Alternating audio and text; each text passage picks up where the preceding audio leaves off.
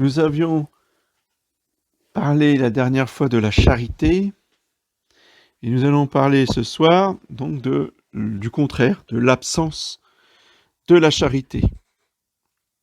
Celui-là n'a pas la charité qui, au lieu de vouloir du bien à son prochain, c'est-à-dire avoir de la bienveillance, en est au contraire envieux. On commet le péché d'envie. Lorsque, par malveillance, le contraire de la bienveillance, c'est la malveillance, on se réjouit du mal du prochain, ou au contraire qu'on s'attriste du bien qui lui arrive. Ce qui est encore pire, c'est-à-dire que quand on voit le prochain progresser, faire du bien, au lieu de s'en réjouir et de remercier le bon Dieu, bien on s'en attriste.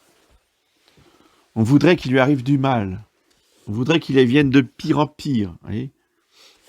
L'envieux ne peut voir le bonheur des autres et il cherche à leur nuire en parole et en action. Il ressemble au serpent qui ronge les arbres chargés de fleurs parfumées parce qu'ils en détestent le parfum. Il ressemble aussi au mythe qui ronge les habits, à la rouille qui détruit le fer, à la chenille qui dévore toutes les feuilles vertes d'un arbre. L'envieux qui se réjouit du malheur du prochain est semblable au corbeau qui ne se plaît que dans la pourriture et dans la puanteur de la décomposition. Cependant, si notre tristesse ou notre joie naissent de notre amour de Dieu et du prochain, elles ne sont pas coupables. Par exemple, si quelqu'un est peiné de ce qu'un ennemi de l'Église réussit à obtenir une grande influence dans les affaires publiques, ou bien de ce qu'il verra un bonheur échoir à un pécheur qui en abusera pour pécher davantage. Parmi les envieux coupables, citons Satan, qui le fut de nos premiers parents au paradis terrestre. Caïn, qui fut envieux de son frère Abel, parce que le sacrifice de celui-ci était agréable à Dieu. Les fils de Jacob furent envieux de leur frère Joseph, parce qu'il était le préféré du père.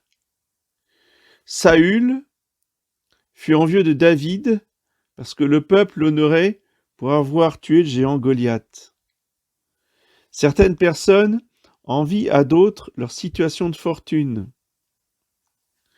Le plus bas degré de l'envie consiste à voir avec déplaisir notre prochain progresser dans la vertu et la grâce de Dieu. L'envie spirituelle est un péché contre le Saint-Esprit.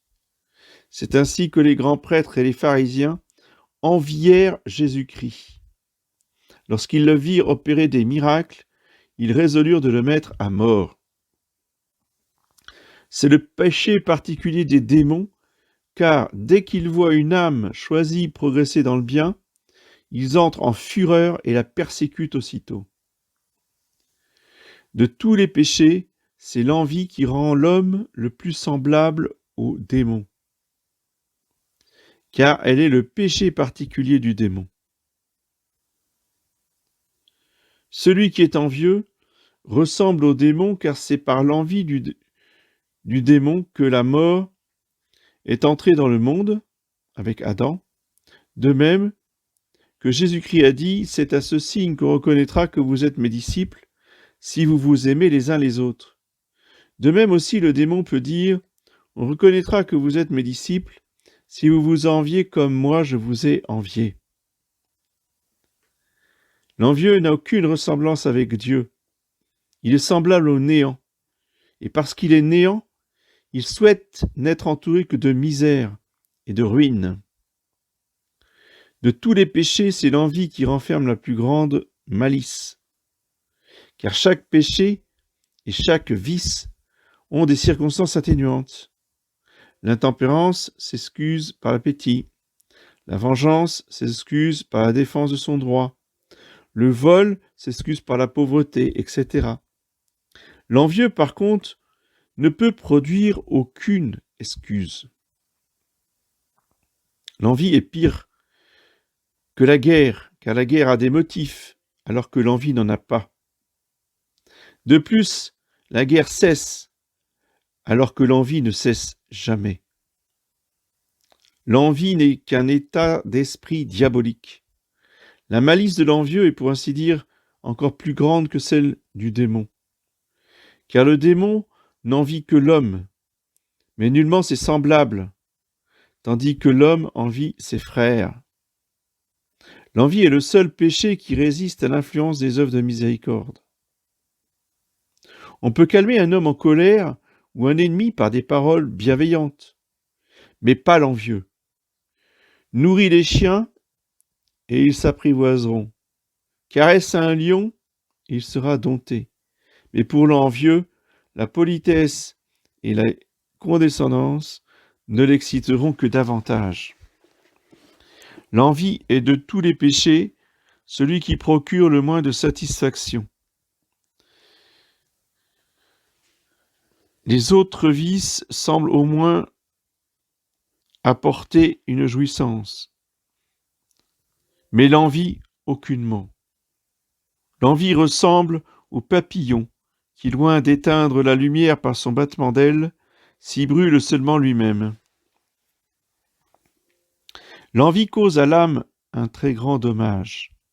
Elle lui enlève la paix intérieure, la santé corporelle et le conduit à beaucoup de péchés contre la charité et enfin à la damnation éternelle.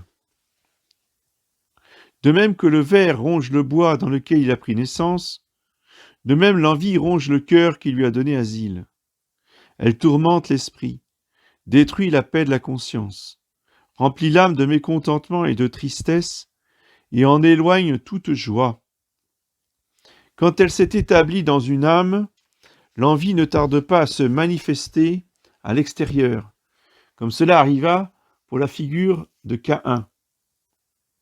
Elle enlève au visage ses fraîches couleurs et révèle par la pâleur et les yeux ternes la peine occasionnée à l'intérieur. Quand le cœur et les entrailles sont déchirés par les griffes de la malveillance, aucune nourriture ne sourit et aucune boisson ne réjouit. L'envie abrège la vie humaine. L'envieux est son propre bourreau. De même que la rouille ronge le fer, de même l'envie détruit peu à peu l'âme envieuse. On compare l'envie à des ciseaux qui s'usent eux-mêmes par l'usage, ou à une scie qui coupe le cœur de haut en bas. L'envie mène à de nombreux péchés contre la charité. Après avoir souillé la terre par un fratricide entre Caïn et Abel, elle poussa les fils de Jacob à vendre leur frère Joseph, elle inspira à Saül de persécuter son bienfaiteur David, elle eut même soif du sang de Jésus-Christ, et elle atteignit son but. L'envie conduit au murmure contre la providence divine. C'est l'envie qui fit murmurer les ouvriers occupés depuis le matin dans la vigne du Seigneur, parce que le père de famille donna le même salaire aux ouvriers de la dernière heure. L'envieux est les bienfaits divins. L'envie exclut du royaume céleste. Elle est le gage le plus sûr de la damnation éternelle. C'est l'envie qui précipita les anges en enfer et qui fit chasser nos premiers parents du paradis terrestre. Si déjà nous devons aimer nos ennemis sous peine de péché, quelle ne sera pas notre punition si nous poursuivons de nos sentiments d'envie ceux qui ne nous ont fait aucun mal. La meilleure manière d'étouffer l'envie, en nous, est de faire le plus de bien possible à notre prochain. Et je rajouterai de réciter des actes de charité en nommant le prochain en question. Celui qui veut extirper de son cœur le monstre de l'envie n'a besoin ni d'épée, ni de bouclier, ni de casque. Il lui suffit d'allumer dans son cœur le feu de la charité. Par conséquent, fais beaucoup de bien à celui à l'égard duquel tu nourris des sentiments d'envie. Prie au moins pour lui, afin qu'il soit heureux. Tu obtiendras par là 2 victoires, l'une sur l'envie et l'autre par l'exercice des œuvres de miséricorde. Médite aussi la vanité des choses terrestres. Bientôt, il faudra tout quitter, et alors on ne tiendra plus compte de ce que tu auras possédé, ni des dignités auxquelles tu auras été appelé. Mais ton bonheur éternel dépendra des bonnes œuvres que tu auras faites. Les premiers seront alors les derniers, et les derniers les premiers. Si tu veux être grand un jour, humilie-toi maintenant, et aime à être inconnu et méprisé, car celui qui s'abaisse sera élevé. Celui-là non plus n'a pas la charité qui nuit à son prochain, soit à sa vie, soit à son innocence, soit à ses biens, soit à son honneur, soit à son foyer domestique. Ou bien qui omet de faire des œuvres de miséricorde. On n'aime pas son prochain si, lorsqu'il est dans le besoin, on ne le secourt pas suffisamment pour vivre. Le devoir rigoureux du riche est de donner l'aumône, mais ce devoir est très négligé à notre époque.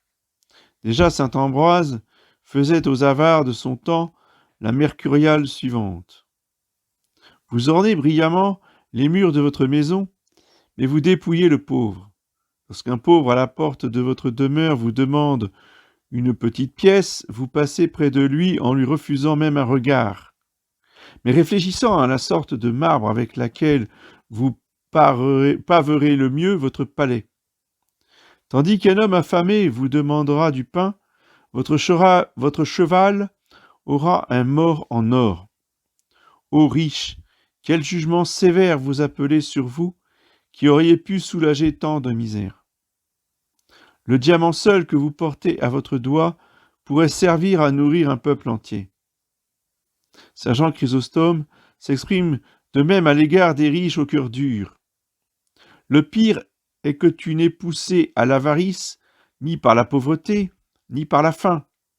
Ton épouse, ta maison, tes animaux sont couverts d'or, pendant qu'un être fait à l'image de Dieu et sauvé par le sang de Jésus-Christ est dans la misère à cause de ton inhumanité.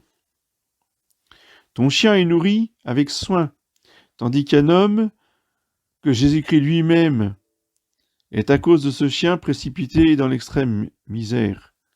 Que de torrents de feu il faudra pour une âme aussi coupable.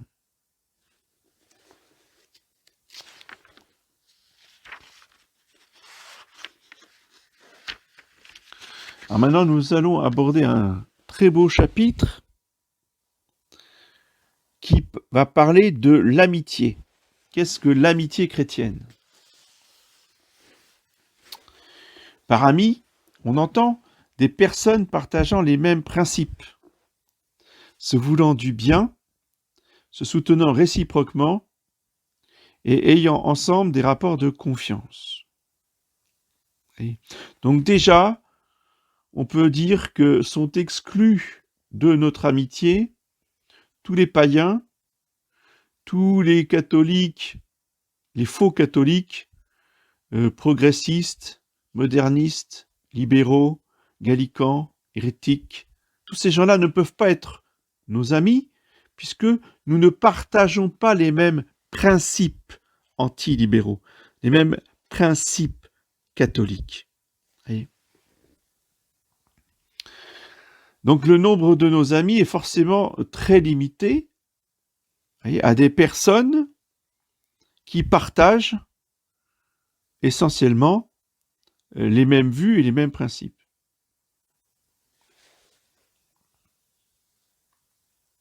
Qui se ressemble s'assemble, dit le dicton. On est plus bienveillant pour ses amis que pour d'autres personnes. De vrais amis n'ont qu'un cœur et qu'une âme. L'amitié ressemble à un miroir qui reflète fidèlement l'objet ou bien la personne qui s'y regarde. Quand la personne devant le miroir rit, bouge la tête, l'image fait de même. Celle-ci semble vouloir ou non en parfaite conformité avec celle-là. Ainsi en est-il de l'amitié. De petits malentendus loin de briser l'amitié, la fortifie. À l'exemple des maréchaux ferrants qui jettent de l'eau sur le feu pour le rendre plus intense. Et des princes qui mettent plus de soin à garder une ville reconquise que celle qui n'a jamais été enlevée par l'ennemi. De vrais amis se soutiennent réciproquement. Nous en avons un bel exemple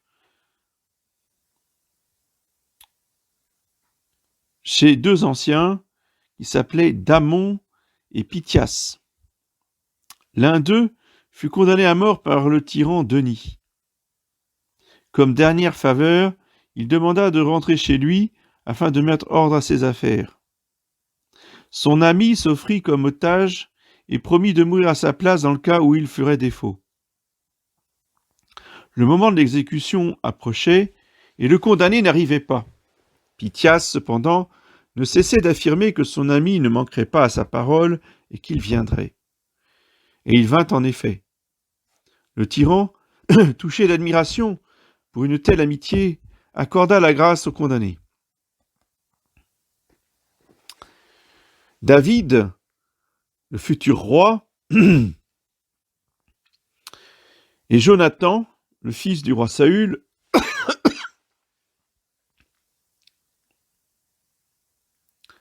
avaient appris à se connaître pendant la guerre, et la noblesse de leur âme leur fit contracter une étroite amitié. Ce dernier ayant appris qu'on poursuivait David pour le faire mourir, ne prit plus aucune nourriture, tant sa peine était grande, et lorsqu'il dut le quitter, il pleura amèrement. Il le prévint de tous les dangers qui le menaçaient, et lui-même fit un cadeau d'armes et de vêtements. Les vrais amis ont les uns avec les autres des rapports de confiance et une grande ouverture de cœur. Lorsqu'on pénètre dans une chambre, on voit immédiatement tout ce qui s'y retrouve. C'est ainsi que les amis ouvrent leurs âmes les uns aux autres. Ils se communiquent les secrets les plus intimes. Jésus-Christ aussi découvrit beaucoup de secrets à ses disciples. De vrais amis sont donc très francs et se rendent attentifs aux défauts qu'ils remarquent l'un chez l'autre. C'est ainsi que Jésus-Christ indiqua leurs défauts aux apôtres en leur disant de devenir comme des petits enfants. Saint Grégoire le Grand disait « Je ne reconnais pour amis que ceux qui sont assez courageux pour me prévenir de mes défauts. »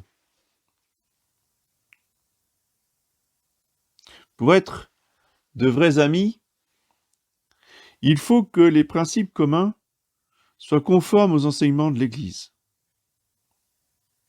L'amitié ressemble à un édifice car elle repose sur un fondement qui doit, pour être solide, consister dans l'amour et la crainte de Dieu. L'édifice de l'amitié sera bâti sur le sable si le fondement en est le vice ou l'intérêt. Celui qui est l'ennemi de Dieu ne sera jamais un ami vrai. Celui-là seul aime réellement son ami qui aime Dieu et qui l'aime en Dieu. Celui qui l'aime pour d'autres motifs est plus qu'il n'aime. Les coraux au fond de la mer ne sont qu'une végétation verdâtre, maigre et sans beauté. À peine hors de l'eau, ils deviennent rouges, durs et brillants. L'amitié de même devient belle et solide, aussitôt qu'elle s'élève dans l'amour de Dieu. Des amis dont les principes sont coupables sont de faux amis, car ils perdent leur corps et leur âme et se délaissent dans le malheur. Les fausses amitiés sont souvent conclues en des lieux de plaisir, entre joueurs et ivrognes, entre gens de mauvaise vie qui ont besoin de complices. Et il faut préciser, je m'empresse de préciser les lieux de plaisir dans lesquels se nouent les fausses amitiés. Je vais parler soit des discothèques pour les uns, ou les soirées dansantes pour les autres. Ce n'est pas parce qu'on va dans des soirées organisées par les parents qui viennent à la chapelle, hein, entre jeunes de la chapelle, c'est pas comme ça que l'on va créer de vraies amitiés, de vrais couples, des familles chrétiennes. Vous voyez, pas du tout. Le meilleur endroit pour rencontrer son futur mari ou sa future épouse, ce sont les pèlerinages. Là, ce sont des lieux de prière, justement, qui permettent de fonder des familles chrétiennes. Je ferme la parenthèse. Revenons aux faux amis. C'est ainsi que Judas et les Juifs s'unirent contre Jésus. Hérode et Pilate devinrent amis lorsqu'il s'agit de condamner Jésus. Les faux amis ne s'attachent à quelqu'un que pour le moment du besoin. Lorsque Judas, désespéré et gémissant, rapporta les 30 deniers au grand prêtre, ceux-ci n'eurent plus l'air de le connaître, et lui répondirent « Qu'est-ce que cela nous regarde ?» Les faux amis ressemblent aux hirondelles qui ne restent dans un pays que tant qu'il est chaud et agréable, et qui l'abandonnent au premier froid. Ils font aussi comme ceux qui, rencontrant sur leur route un arbre fruitier, le dépouillent de ses fruits, et puis continuent leur chemin. Ou comme les abeilles qui quittent la fleur après en avoir sucé le miel. Ils ressemblent encore aux roseaux qui se cassent dès que l'on s'y appuie. De là la maxime des Romains, tant que tu seras heureux et que la fortune te sourira, tu auras des amis nombreux.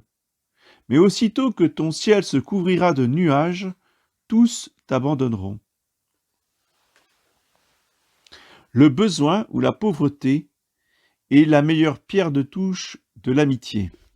C'est comme cela, c'est dans le malheur que l'on reconnaît ses vrais amis. En général, vous ne pouvez pas aller au-delà des 5 doigts de la main pour les compter. Il est permis d'avoir des amis et de les préférer à d'autres, car Jésus aussi eut une prédilection pour des amis.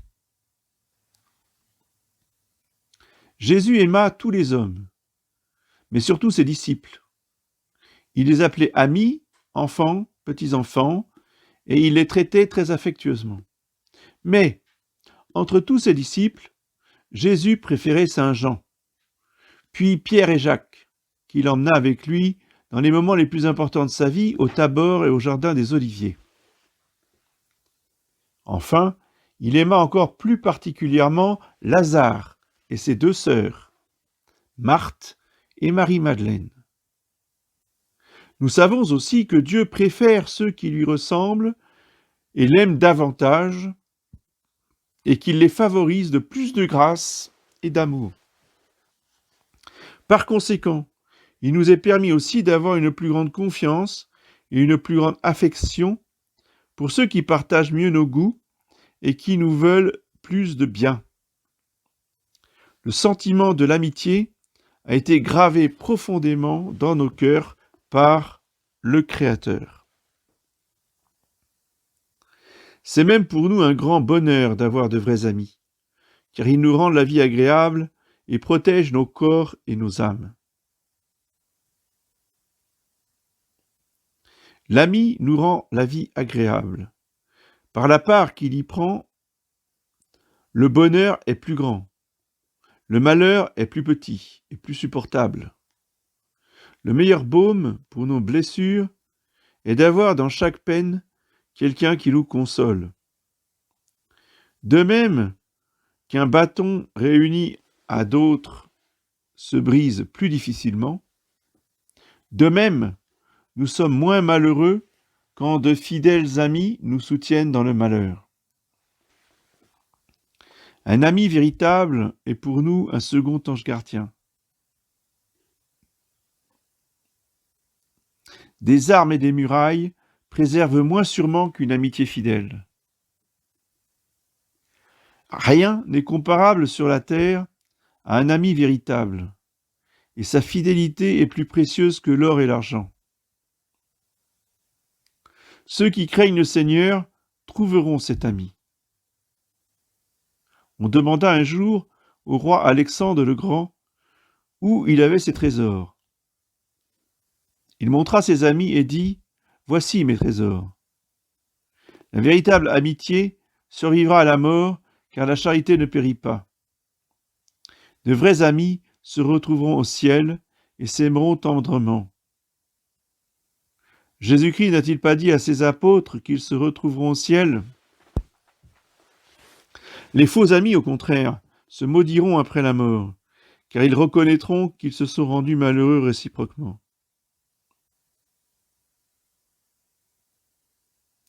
Cependant, il ne faut jamais se lier d'amitié trop vite, ni agir injustement, par affection pour un ami.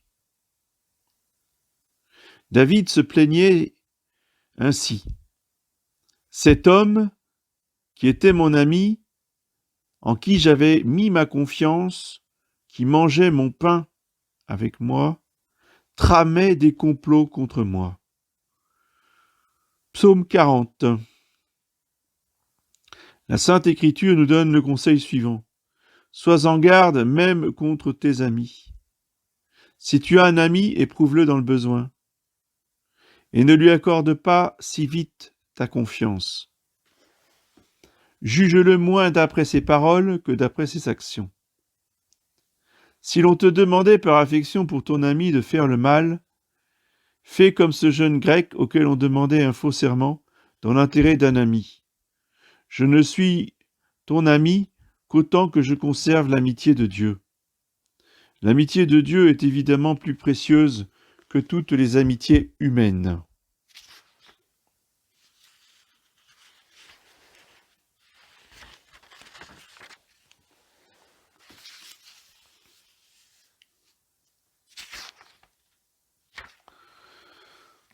Voilà, je vais arrêter ici pour ce soir. Nous verrons la prochaine fois l'amour des ennemis.